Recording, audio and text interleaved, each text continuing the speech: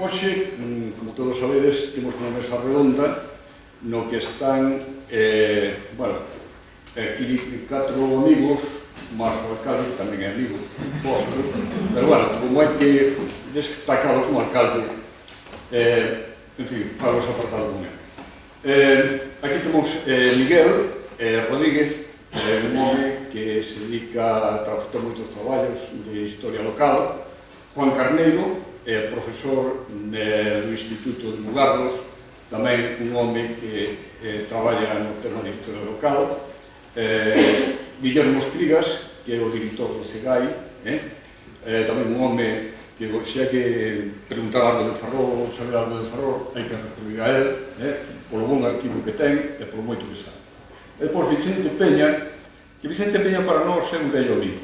É un vello amigo porque fai moitos anos, un día de inverno, de ouro, recordo?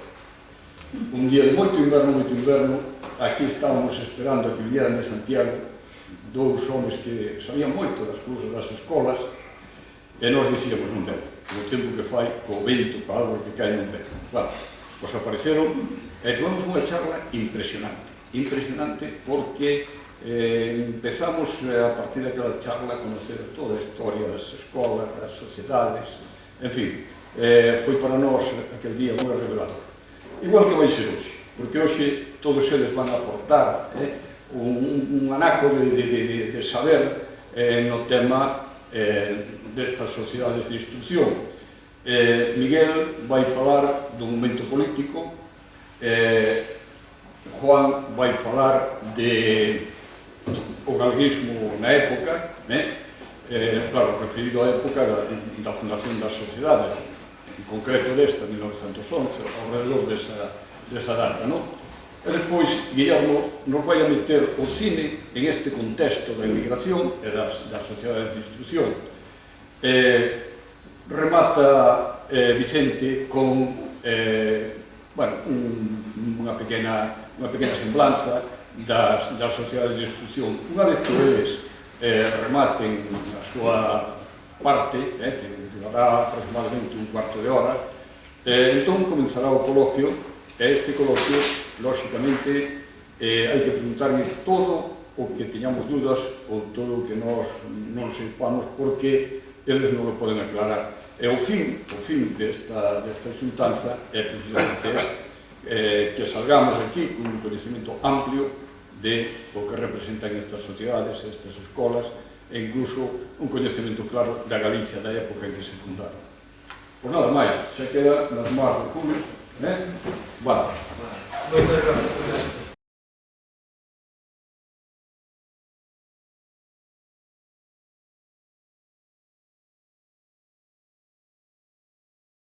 Bueno, pois eu non vou facer outra cousa que dar as palabras e despois, tamén, lóxicamente, cando vostedes queiran intervir, pois, facer que se posible a formulación da pregunta e que calqueira dos 4 ponentes que se nos acompañan e aos que lles dou as gracias por colaborar coa agrupación instructiva de Camuco, igual que a dirección, por ter organizado un centenario tan importante como este, no que refrescamos a memoria coa nosa propia historia. É a nosa dos nosos pais, é a historia dos nosos avós, e en consecuencia tamén será o legado que llevamos deixado aos nosos fillos, e sin duda alguna está claro que non podemos esquecer o que somos e de onde vimos. Sin máis, vamos a empezar de esquerda a dereita, e en consecuencia empezará o ponente que vai falarnos do contexto histórico, que é Miguel Rodríguez Paz.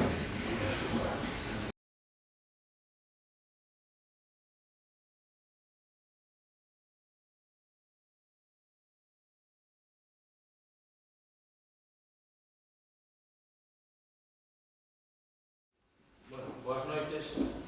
Eu simplemente unha introducción moi pequena para situar un pouco o contexto político-social da época en que se funda a agrupación instructiva de Camuco. Pois a ver se Ernesto aí, porque teño unhas pouquiñas ilustracións. Para ilustrar para centrar un pouco a época histórica, digamos, da fundación da Agrupación Instructiva de Camuco, que foi no ano 1911, temos, sin embargo, que remontarnos ata o ano 1874. cando por medio dentro do convulso século XIX, dun enésimo pronunciamento militar, esta vez a través do general Martínez Campos, restaurase a monarquía na figura do rei Alfonso XII.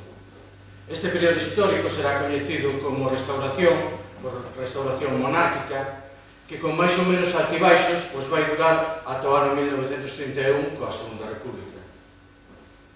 O principal ideólogo deste sistema político coñecido como restauración foi o político conservador Cánovas del Castillo,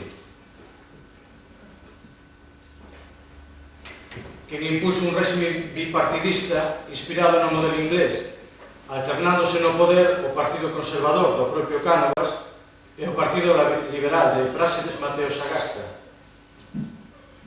que este é o que vemos por aí, que representarían máis ou menos a dereita e a esquerda dentro do pensamento liberal. A dereita de Cánovas e este máis ou menos un político un pouco máis progresista, digamos, dentro do pensamento liberal, que era Sagasta.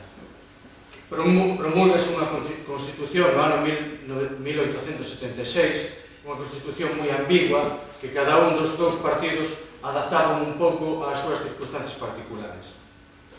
Nesta época é moi característico o descarado control dos resultados electorais que se producían.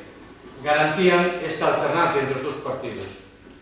Se foi formando así unha tupida rede caciquil que lle permitiu a esta clase política, en estreita relación cos grupos sociais dominantes, os terratenentes, os empresarios, etc., dominar o sistema político.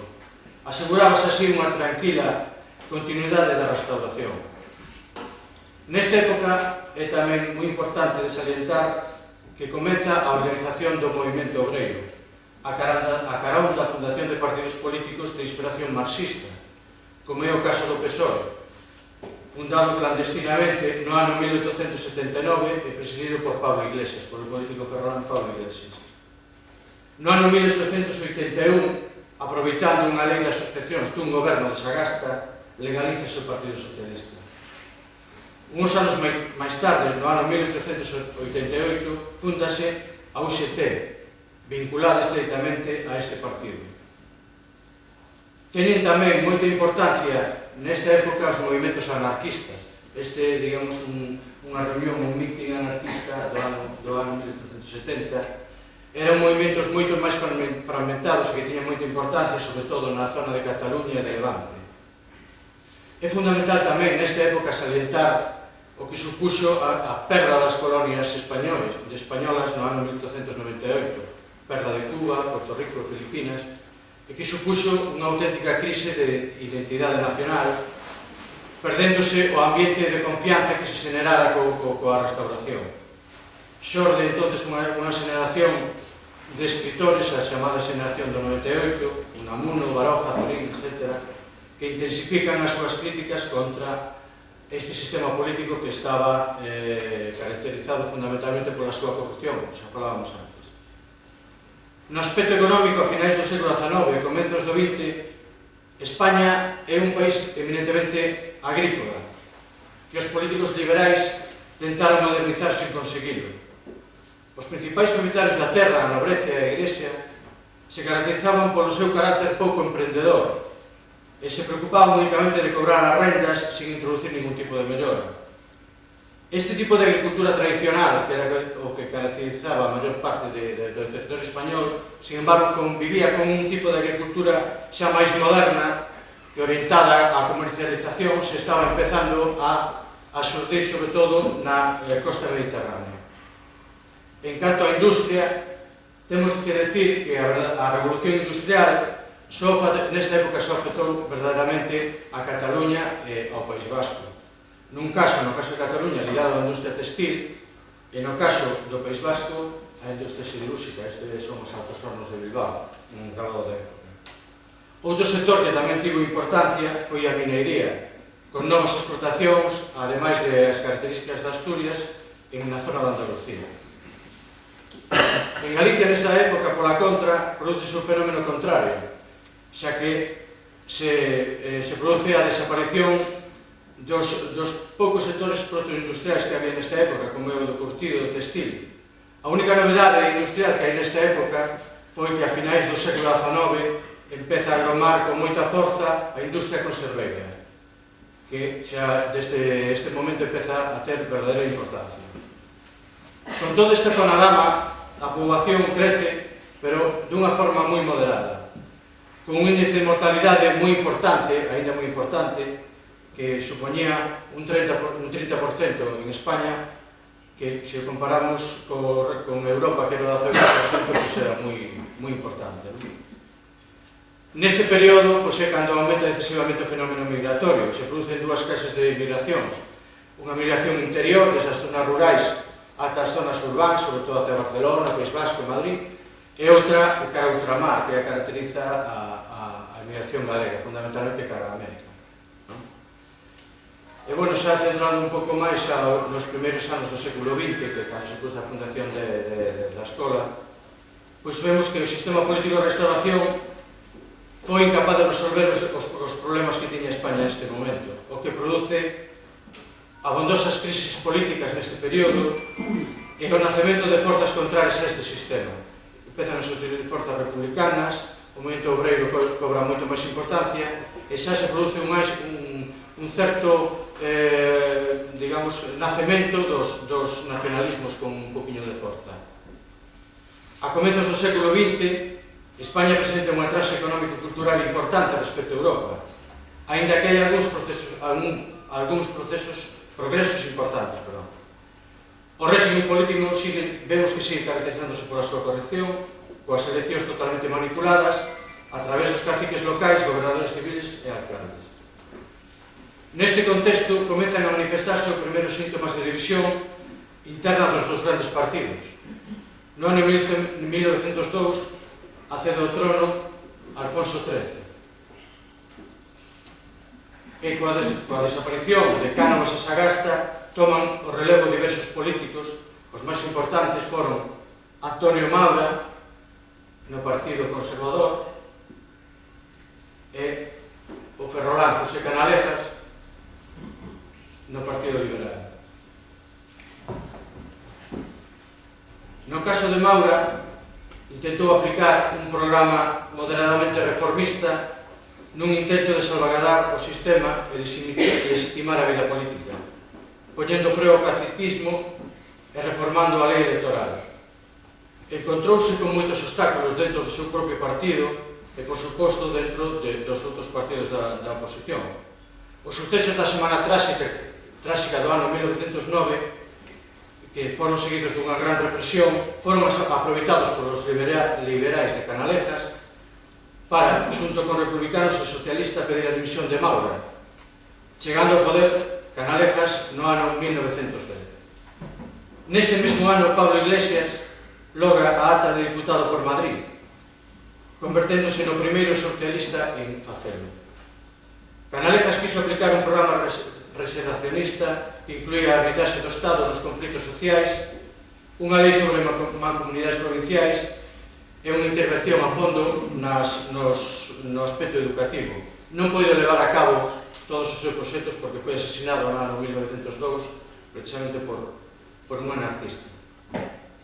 O movimento obrero nesta época sigue dividido en dúas grandes correntes ideolóxicas, a socialista en torno a UGT e a anarquista organizada en torno á CNT, fundada no ano 1911.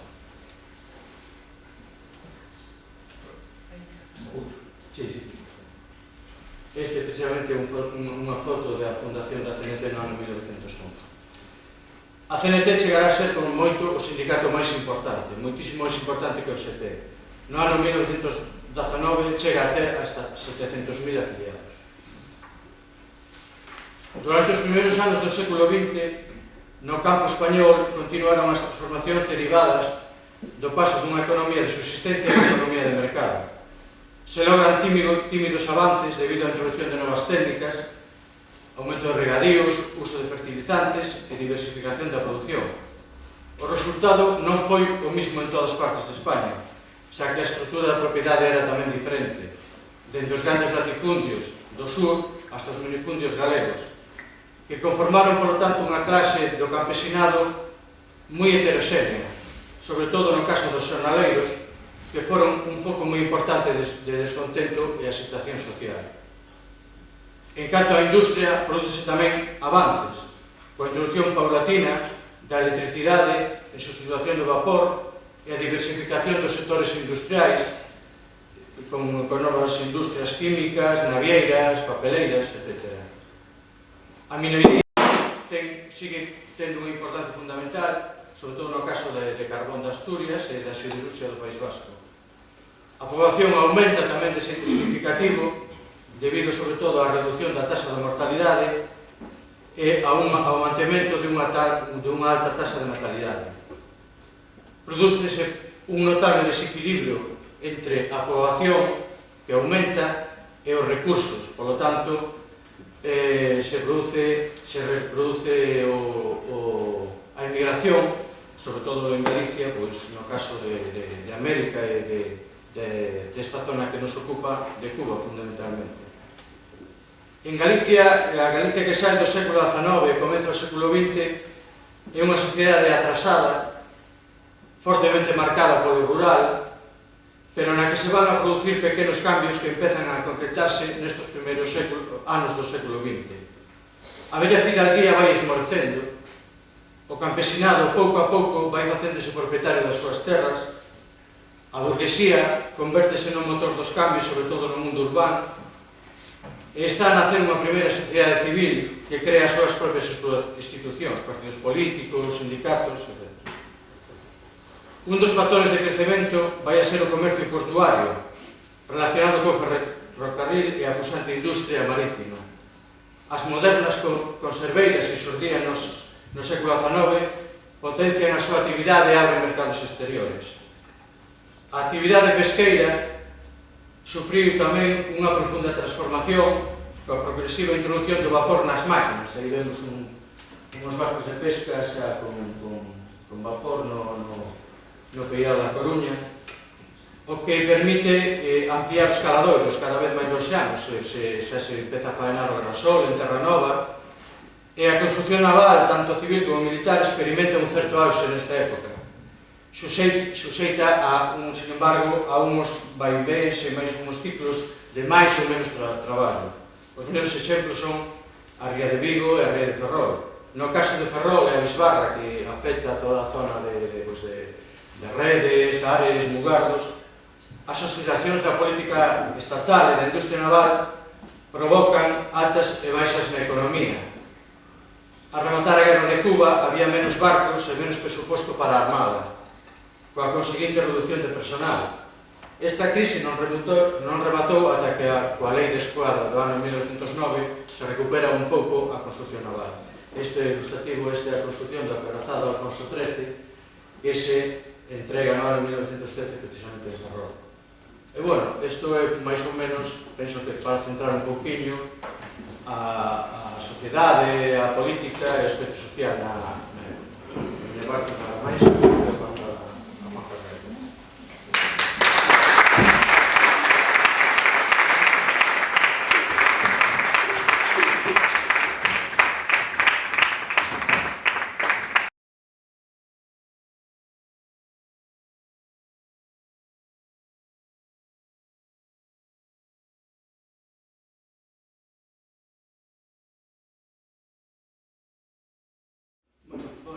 Boas noites. En primer lugar, agradecer a Promoción Estudiva de Camouco e ao seu presidente Ernesto a súa amable invitación. Bueno, despois do meu compañeiro Miguel, que centrou o tema, eu vou falar dunha área máis específica, como é a evolución do movimento galeguista. Antes de nada, quería que observaran o esquema demográfico de Galicia en comparación con España a partir do último tercio do século XIX. En Galicia, en 1977, ten 1.900.000 habitantes, España 17 millóns e medio, e a porcentaxe da poboación galega respecto a española, o peso da poboación galega, está en torno a un 10,8%. Conforme avanzan os anos, empezando máis tarde, Galicia non chega ainda aos 2 millóns, España aumenta moito máis e o peso porcentual de Galicia tamén baixa a un 10,6%. E así, consecutivamente, hasta chegar a 1920, ponemos esta data porque é o período en que rematamos esta evolución histórica do galeguismo e vemos que cada vez Galicia vai tendo menos peso demográfico no poder do Estado e, consecuentemente, tamén no poder político. Na evolución histórica do galeguismo vamos falar en primeiro lugar do chamado provincialismo, un movimento que se dá a partir de mediados do século XIX, que inclui o resurgimento literario, con o que xa conocemos a tríada Rosalía, Tondá, Curros. Logo pasamos a un aspecto de federalista, en que o galeguismo e o federalismo teñen uns contactos importantes, e por último o regionalismo, que vai culminar o último período do século XIX e os principios do XX. A primeira fase do galeguismo manifestase xa na xeración romántica cara a mediados do século XIX. Se ven anteriormente, no século XVIII, algúns intelectuais ilustrados como Sarmiento, Feixóo e Cornide amosaron certa sensibilidade cara á cultura galega. Aí temos un retrato do padre Sarmiento. E vou ler un texto, un párrafo do que decía o padre Sarmiento hai 250 anos, algo que nos parece demasiado actual, que non perde ningún valor. Decía, nunha carta que escribe a seu irmán sobre a educación do seu sobrinho e, en xeral, sobre a educación que se debería dar aos xóvenes. Dice, es preciso non aterrar a Alonsiño con castigos. Cariño, premio e emulación han de ser sus atractivos. Y sobre todo ciencia, y claridad y arte. Hay que enseñarle, pues tengo evidencia que hay mucha falta de eso en España. Que lo saquen a pasear, y que vea objetos nuevos y espectrales. Y quiero que se le enseñe la lengua gallega con especial cuidado. Es una desalmada necedad poner los niños gallegos a la sierra de la gramática antes de saber con mucha extensión la lengua gallega. Tengo evidencia de que un niño gallego, si sabe ya bien su lengua, entrará como por su casa a entender latín y después a entender el castellano, mejor que los castellanos mismos. Esto decía Sarmiento hay 250 años. Es decir, que hay algún representante catalán que ainda non se enterou. Nesta primeira fase provincialista, o movimento cultural que descubre e reivindica o carácter diferencial de Galicia será o provincialismo. Postula as características geográficas, lingüísticas e históricas propias de Galicia e formar unha xeración de xóvenes intelectuais, universitarios, aficionados á lectura, progresistas, que coinciden na defensa da singularidade de Galicia e que chegaron á vida pública entre os anos 1840 e 46. Reivindicaban, chamanse así, provincialistas, porque reivindicaban a realidade provincial de Galicia como unidade territorial única, rexeitando a recente división nas cada provincias que reconhecemos que fixemos liberais no ano 1833. Denuncian o atraso económico de Galicia e a súa mal organizada riqueza, as pésimas comunicacións, o baixo nivel de vida da población. É dicir, que o provincialismo era unha mestura de romanticismo cultural, reformista, de inspiración cristiá e liberalismo político, e destacan os becanceiros irmáns Faraldo e Neira de Mosquera. Ponemos aí unha cabeceira do periódico porque esta xente desenvolve a súa actuación en tertulias literarias, liceos, etc. E espallan o seu pensamento especialmente na prensa. Leemos un texto de Faraldo, de 1842, que decía sobre Galicia que el aislamiento de las poblaciones es la causa de todos los males de Galicia y el obstáculo invencible a todo progreso que se intente.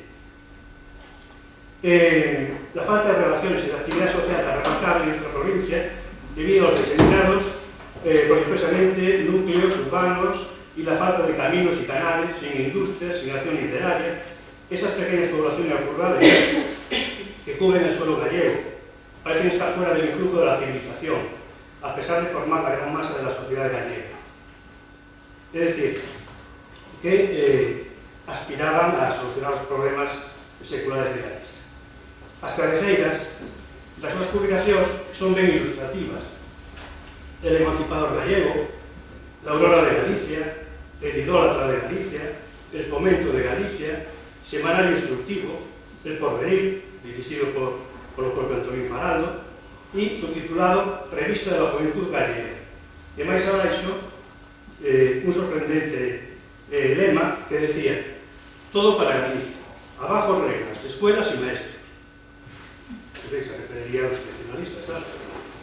Esta xeración está asociada ao pronunciamento do coronel Solís en Lugo no ano 1846, que comeza sendo un pronunciamento militar contra o goberno moderado de Narváez e que se estende por toda Galicia, convertíndose en un fenómeno revolucionario de ideoloxía provincialista, xa que fracasa no resto do Estado. É dicir, o coronel Solís comeza en Lugo, pero vai ser que este movimento no resto de fora de Galicia non evoluciona, non vai máis alá, sofocado, e bueno, derrotado, e bueno, se queda únicamente en Galicia. É dicir, que a ideoloxía provincialista se une a este movimento de pronunciamento común no século XIX. E é provincialista porque a Secretaría da Junta Superior del Gobierno de Galicia, que era Antonio Faraldo, faise cargo da situación política. O seu órgano oficial de expresión era a Revolución, que está a luz en días determinados. Este o sabe de Solís. O pronunciamento fracasou e Solís e os principais dirigentes da sublevación foron fusilados en Carral, os famosos mártires de Carral, mentras os dirigentes civis lograban escapar a Portugal. Pese ao fracaso do pronunciamento, esta fase puso as bases de toda a trayectoria do galeguismo no século XIX.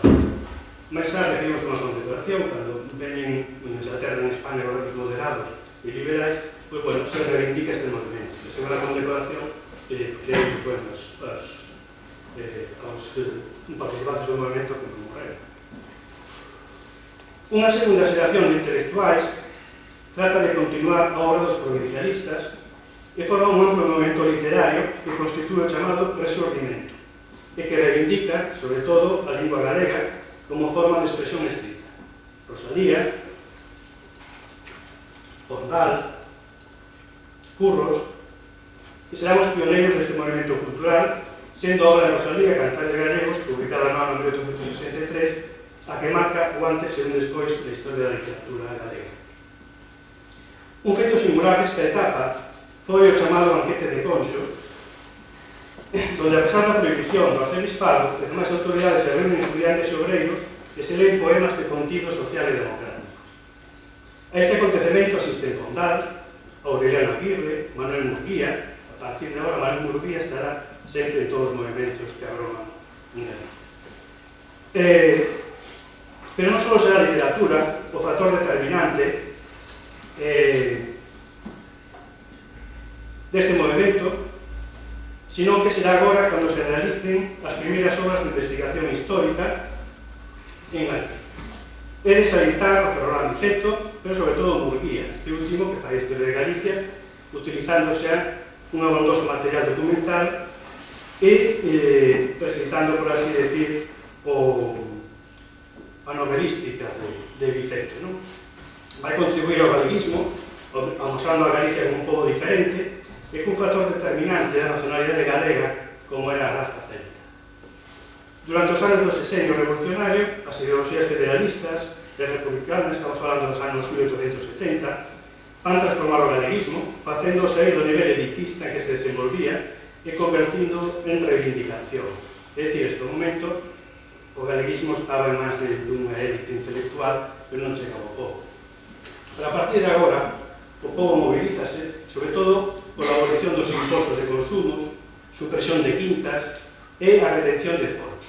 Neste momento publicase, por exemplo, un proxecto de constitución para o Estado galaico. Estamos falando de 1873, establecéndose se proxectaba un poder legislativo, un parlamento, elegido directamente polos cidadáns, e estes parlamentarios elegirían a súa vez un poder executivo onde unha persoa se non decimo, é dicir, moi similar ao directorio francés, a última fase da Revolución Francesa. No canto de 1880, o movimento político galeguista coincide co regionalismo, tanto co regionalismo catalán como co foralismo vasco. Se transforman neste decenio o anterior provincialismo en regionalismo. O regionalismo en Galicia aglutinaba dúas correntes ideolóxicas, unha de corte liberal, representada por Murguía, e outra máis tradicionalista, que incluía católicos e a carlistas, representada por Brañas, Alfredo Brañas.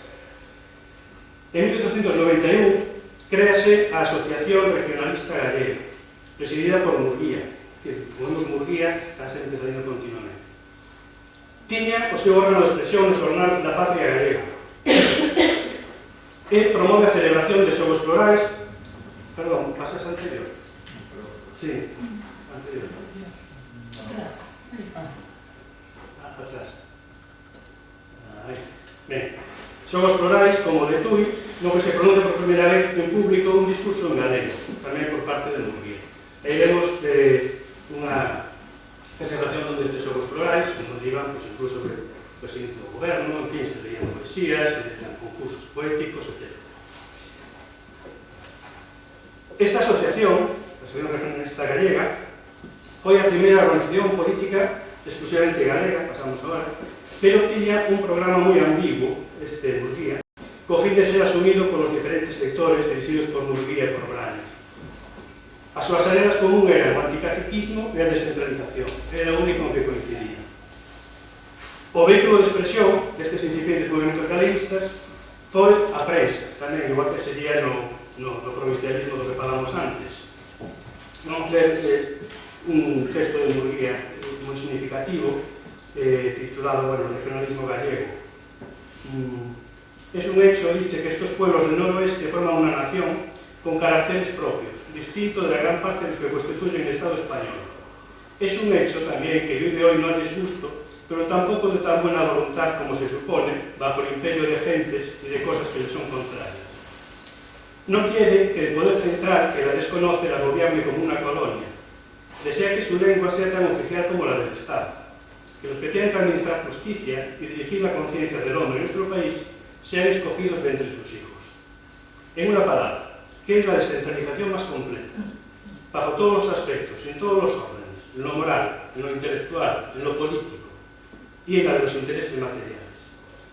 Es esto que decía Murguía en 1890. Existieron una gran cantidad de cabeceiras que duraban poco tiempo, pero que realizaban una importante labor de expansión de ideas. Por ejemplo, Galicia, el regionalista, la tierra gallega, la defensa de Galicia, CENIC, que era el órgano oficial de las fichas de Galicia en La Habana, el Eco Popular, subtitulado Libertad ilimitada y progreso indefinido, que máis abaixo aclaraba, sale cuando puede. Coa morte de Brañas, en 1900, o regionalismo foi desintegrándose en pequenos grupos locais. Entre os logros dos regionalistas están ao traslado dos restos de Rosalía a Compostela, tamén a iniciativa do Centro Galego da Habana e da Sociedade de Amigos del País de Santiago. Outro feito importante foi a defensa da Capitanía General da Coruña, que intentaban trasladar a León, que pasou a León, pero volveu a Coruña debido á forza que impuso o povo ante eso. E, por suposto, a construcción dos monumentos mártires de Carral, temos aí, e a fundación da Real Academia Galega, financiada pola colectividade galega da Habana. A desintegración regionalista deu lugar á aparición das denominadas ligas gallegas, que a pesar das múltiples sedes e da súa presenza non son Galicia, son tamén en España, Europa e América. Por exemplo, había sedes en La Habana, Buenos Aires, Montevideo, tiveron escaso eco popular. O seguinte paso foi a creación de Solidaridade Gallega, unha organización moi heteroxénea, formada por algúns comerciantes, estamos a principios do século XX, 1907, 10, e en este grupo había comerciantes, abogados, profesores, industriais, empregados, e mesmo un banqueiro, un asente de bolsa, un militar. É dicir, que era moi heterogéneo. O seu órgano de expresión era a nosa terra. As disensións internas non se fixeron esperar, fracasou nas eleccións e desapareceu así. É dicir, era algo non considerado como un partido, non como un sérmolo para máis partidos. Foi fundado para unhas eleccións que fracasou. Non? Un mérito de solidaridade, hai que decirlo, foi a realización das asambleas agrarias, coa intención de reformar o atrasado mundo agrario galego, e tamén para que a enerxía urbana entender. Ao desaparecer, moitos dos seus membros integraránse nas estruturas de irmandades, enlazando así o vello regionalismo con nacente nacionalismo galego. O tránsito entre o regionalismo e o nacionalismo está na revista Estudios Galegos e na campaña que Antón Villar Ponte fai no xornal de Galicia, que desembocará na creación das irmandades, que se crean na Coruña en 1916. O seu voceiro vai ser a nosa terra tamén. Vai haber varias asambleas, a de Lugo, a Vigo, Santiago, etc. Pero a máis importante será a de Monforte, en 1922, da que xorde unha escisión, o Grupo Ourensán e o Coruñés. O Grupo Ourensán, encabezado por Risco, que defendía un componente cultural neste político da asociación, e o Grupo Coruñés, encabezado por Peñanovo, que sería máis político, por así decir, máis que cultural.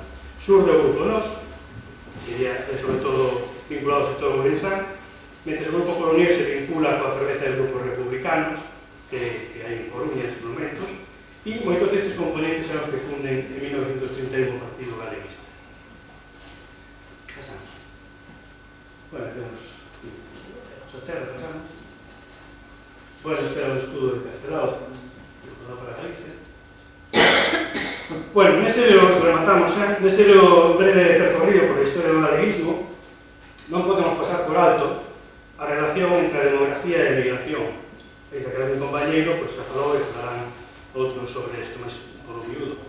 A emigración en masa en Galicia comeza no último cuarto do século XIX, no período que vai desde 1885 a 1895, donde emigran ao continente americano 168.000 galegos. O 46% deles, de case a mitade, originarios da provincia da Coruña.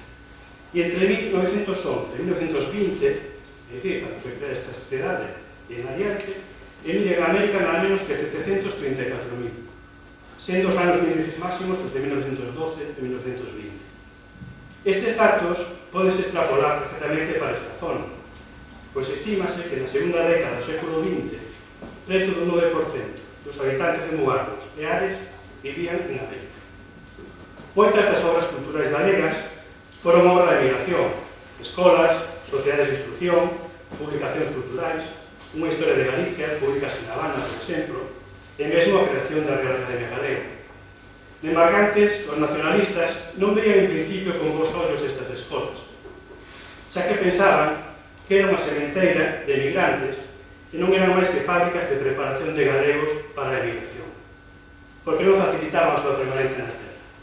Co tempo, serían estes emigrantes quen que acollera os demais galegos nacionalistas nos seus brazos nas afastadas terras de América.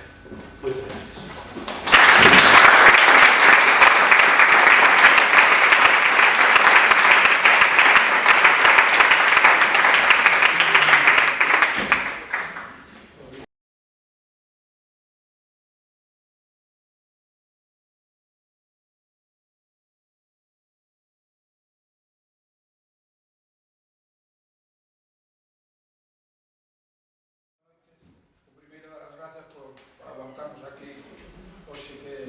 Sábado, e eu só quero decir unha cousa antes de falar o que teño que falar.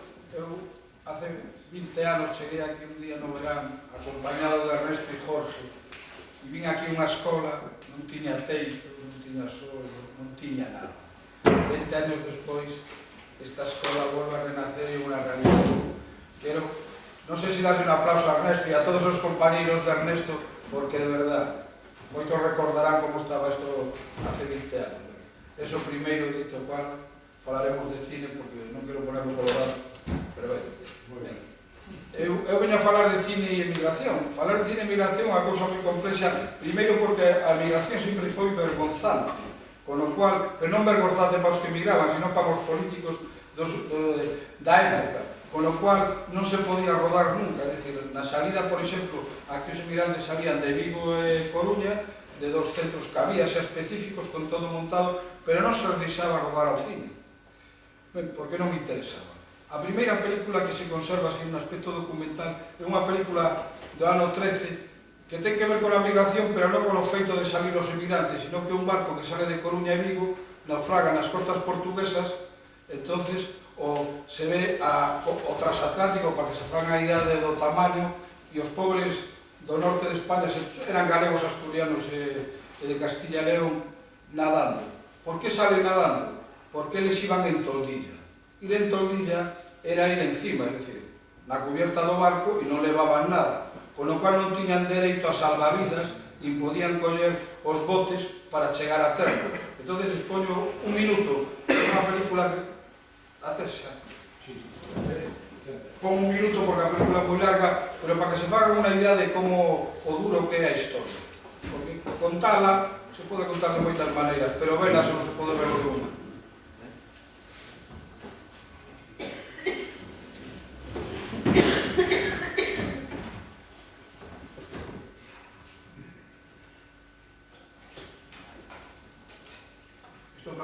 Están cerca de Porto, en Caña.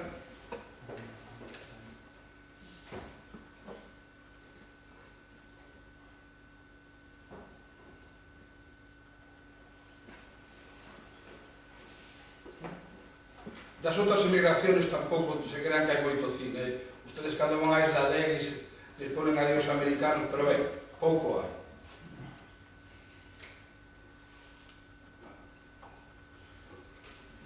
Non sei se xa chegaron algunos nadando.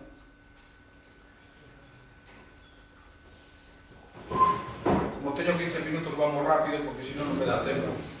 Para despois, estas películas as poden ver enteras o día que quedan, non vai haber problema ningún. Para unha idea, vale, para allá e vamos a poner outra. E despois he posto unha da volta. E isto é para falar un pouco do gran órgano de expresión neste país durante 40 anos que foi o Nodo. O Nodo durante 40 anos que rodou de todo, o que se non rodaba eran cousas negativas, pero temos unha película sobre migrantes chegando a Galicia por unha cousa allea. Non sei se saben que o primer barco que se rapta na historia é un barco de migrantes, que é o Santa María, que ven pola zona de Brasil, e además o raptan Galvao non, que era que dixe a operación, que non era galego, pero sí os membros dun exército ibérico de liberación, estaban dirixidos por un galego, e esta é a chegada, busca unha que pone Nodo, me parece. A migración é un cine moi curioso, que é un cine daqui da lá. Os que vivían aquí lle mandaban os cartos aos da lá e facían cousas. Facían escolas, festas, e entón rodaban aquí unha película. Esa película, na serie productoras galegas nos anos 20, a mandaba a América, e era un pouco a referencia que tiñan ali os galegos da América do que se facía aquí.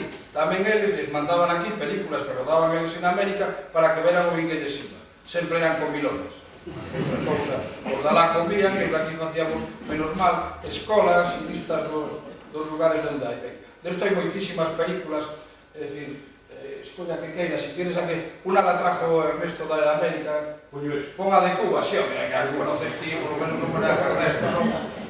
Ben, hai como 20, isto, como ten que ser un minuto, entón, ben, sempre salen, van donde celebran a festa, comen, lo pasan ben e volven. Eso era o que mandaban aquí. Que era o que les mandábamos a mí, ben. En que se invertían os cartos que les mandaban? En escolas, tamén en alguna festa, e mellorar un pouco as condicións. Hai moitas do Valle Miñor, unha que se trae de Gil, pero ben, a ver se esta temos máis sorte. Esta película... Bueno, le estaba a falar Ernesto porque atrajo Ernesto de Cuba, que lo traje para que se luciera. Cheguei ao centro de outra cosa. Tiña un armario con películas no fondo do armario, pero bobinas destas de celuloide. E lle dixo, o tigas que quitas aí, que e dice, son películas. E de que? Dice, non sei. As miro, estaban todas estropeadas, todo, etc. E dice, mira, se non deixe logo a España, se se poden aproveitar, aproveitarse. E o home dixo, tengo que consultar a directiva. E consultou a directiva e dixo que sí. Pero esas películas non se poden levar no avión si non hai digamos, un permiso especial, porque o circuloio pode ser incendiado, se as condicións cambian, non? Pero o comandante do avión era o meu cuñado. Entón, eu dixo, olha, mira, esto, e todo me dixo, trae aquí, porque eu non sei, pero non sei. Entón, entreguei a Guillermo, e aí que esa película, que eran varias películas. Traía dos películas con un espíritu galeguista, una moi curiosa, que esa vamos a ver ao final un poquinho, porque a traje metida nun aparato xa máis moderno, a ver se lo lee, que es el voo de Ramón Franco con los Plus Ultra. No 96 se realiza un voo rememoria, y los americanos gallegos, que son muy inteligentes, le sacaron un partido de historia francesa.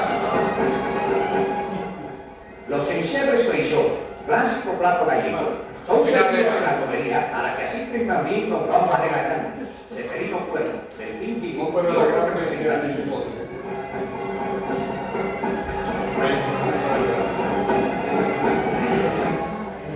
Más de 5.000 regalos son distribuidos a través de la Monumental Todo. El producto de estos festejos es destinado a auxiliar a miles de cubanos y españoles necesitados. En el anfiteatro del propio parque se celebra la coronación de la madrina de 1948, señorita Nereida Lobato.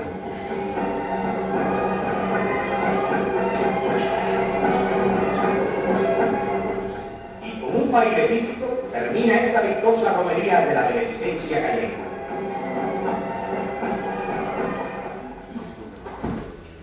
Bueno, máis ou menos a saber. Máis ou menos todas son deste estilo. As pode haber máis con máis pompa, menos pompa, máis gaita, menos gaita, pero as que hai máis ou menos son todas de máis novas, máis bellas.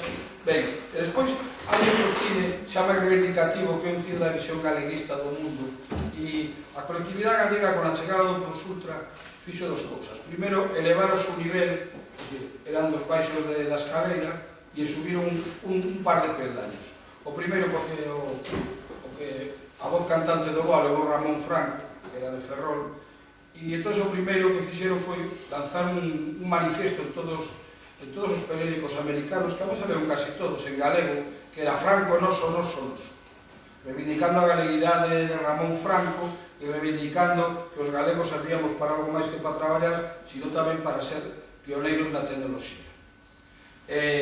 A cousa funcionou, se generou máis de unha ventena de películas ao voo de Ramón Franco, é dicir, e sempre con a colectividade galega diante, reivindicando a figura de Ramón Franco.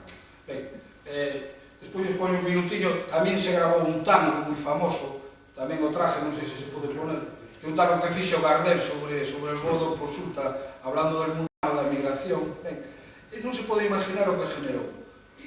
Generou un chiste de galegos, que permaneceu toda a vida, que se veía unha señora con unha sartén fiendo unos huevos, e salieron todos os periódicos americanos, non conto nada que non. E entón nada, dice, o aceite italiano, a tixola inglesa, pero os ovos galegos. Entón, a partir dese momento, e todas as tendas, por exemplo, de Bos Aires, de galegos, chegaron todos os escaparates de ovos. É dicir, estaban todos Bos Aires cheos dos ovos galegos. Ben, pensen a importancia do ovo, que a única vez dos primeiros 30 anos que sale un español a portada, por exemplo, do New York Times, foi Ramón Franco, é dicir, non foi ningún político ni ningún persoeiro da época, foi o voo do Plus Ultra. Quedou eclipsado enseguida, primeiro porque aos americanos les interesou máis reivindicar o vuelo posterior, que é posterior de Lindbergh, con o cual xa figura Ramón Franco, e despois o apelido que ten, pois tampouco lle deu moito a partir dese momento, porque aunque foi diputado por Esquerra Republicana de Cataluña, era un hombre de izquierdas, pois, ben, a partir dese momento era un hombre moi complexo. Ramón Franco era nudista, bueno, as tiña todas na época, entonces non se vou a falar do voo, pero o voo foi realmente un hito nos galegos. E outra das películas que traemos, que non sei se se pode ver, porque xa vimos antes, ben, a ver si temos que se ve ahora, que é el centenario de Rosalía de Castro. No ano 37, en plena Guerra Civil, se celebra o centenario de nacimiento de Rosalía de Castro. En España non estaba o forno para moito lío, e se celebrou en Bos Aires. Entón se organiza unha función, creo que sale aí, unha comida tamén, E despois organiza unha cousa moi curiosa que é o espírito de Galeuzca. No Teatro Colón en Bos Aires se reúnen galegos, vascos e cataláns, levan un grupo de gurudis, levan, actúa Carmen Amaya polos andaluces, actúa Orfeo Catalá e o grupo galego de Do Pazo, que era o gaiteiro do centro galego. Nas imaxes se ven as primeras imaxes que eu conozco de Eduardo Blancamor falando na xente, ben, dura 4 minutos, se queres, dale forte. Agora estamos con...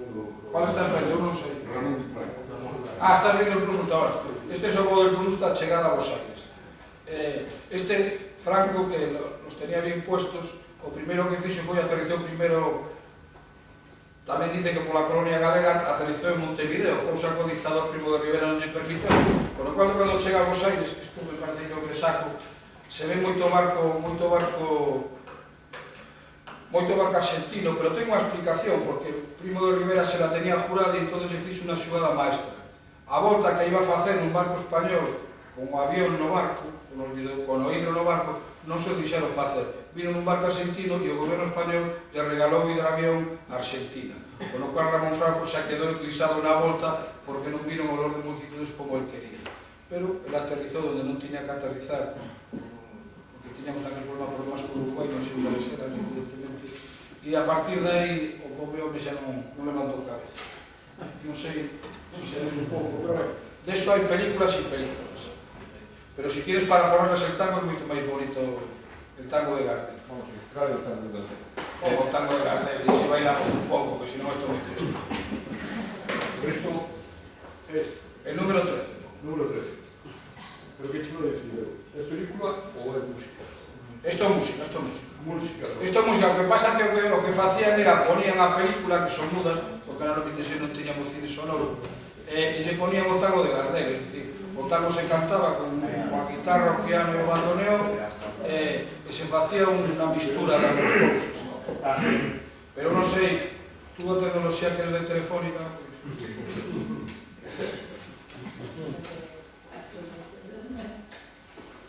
esto o ponemos 30 segundos para que vean o impacto que tuvo tamén na música.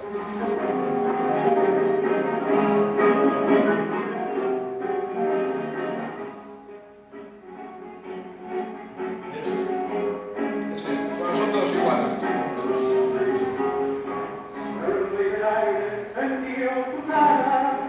Y flameando como el sol que el mundo baña, con la promesa de sus hermanos, tuve con un timbre más de gloria para España. La dio el fruto, me pongo la bueno, mirando al cielo rumbo a la ciudad del final, que todos los responderos de ejército, y el entusiasmo en todas partes de nada. Desde Paro, el águila vuela, se acordó con su gran carrera. No recuerda contar aquí. Saca porque son 15 minutos y quiero que es más rico, ¿eh? Y despois hai isto é a grande rata, podemos falar de cada cosa destas unha hora, pero que é o cine de ficción? O cine de ficción é sueño, non pensa. O cine de ficción é a figura do emigrante é unha constante histórica no cine de ficción.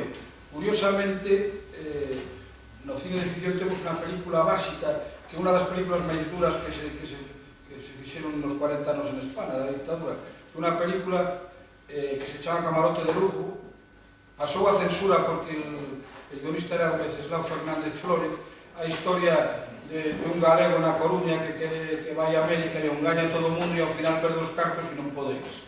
Pero unha das cousas, unha das películas máis duras, eu aconsello que a vean, se non un día ponemos, que temos no Cegai a película e tamén traemos o aparato, así que non temos problema. Esa quizá a película de ficción máis dura que se cae sempre sobre a emigración galega, neste caso, que é o que se está dicindo. Pero despois hai outras películas no cine americano que a imaxe utópica e típica do galego. É dicir, o galego é un persoeiro fundamental no cine americano. Aquí tiñamos a Xan das Bolas, que hacía de galego retranqueiro en todas as películas españolas, pero en América temos hasta sagas de películas. E se trae un trociño tanto de Camarote de Lujo como un trociño de unha serie de películas que é unha chacha gallega que va a Argentina e que lle pasa de todo. por certo interpretada por unha argentina, non por unha galega, non ten nada que ver. Ben, traje un pequeño fragmento para que se fagan unha idea, e despois traje outra película que sale un tango, que é el gran tango de Galicia, en Argentina, que se chama Galleguita. Galleguita é un tango complexo, porque Galleguita era unha prostituta gallega en Argentina. Como anécdota quiero contar que non tive que foi a Argentina que se poner a colectividade galega, non se gustou moito e non pudimos poner Galleguita, pero bueno. Entón, ben, les voy a poner 3 ou 4 fragmentos que duran tamén un minuto sobre cine de ficción no caso da migración. Se ustedes queren ver alguna película de todas estas, un día Ernesto les traemos a película completa, non temos ningún problema, ya poden ver. Esa é unha que como hai as cousas. Por último, que o cine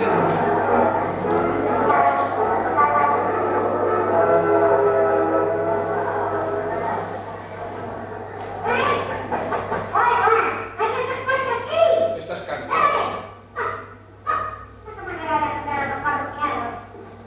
De estas series se tiro moito nome películas, de largometraxes en América, hai Cándida en México, Cándida en Uruguay, Cándida en Argentina, ben. Pues como las mujeres no se esperan tanto para todos, solo hay con otro. ¿De qué hacemos no? Bueno, ¿qué quería hacer? ¿Veis saltando de castaña? Sí, ¿qué más? ¿Y qué tal te has dado caro? Y por 20 centavos no más tanto escándalo. Mire la gente que hay ahí adentro y comprando de todo. Mire, mire. Cada uno celebra la noche buena como puede.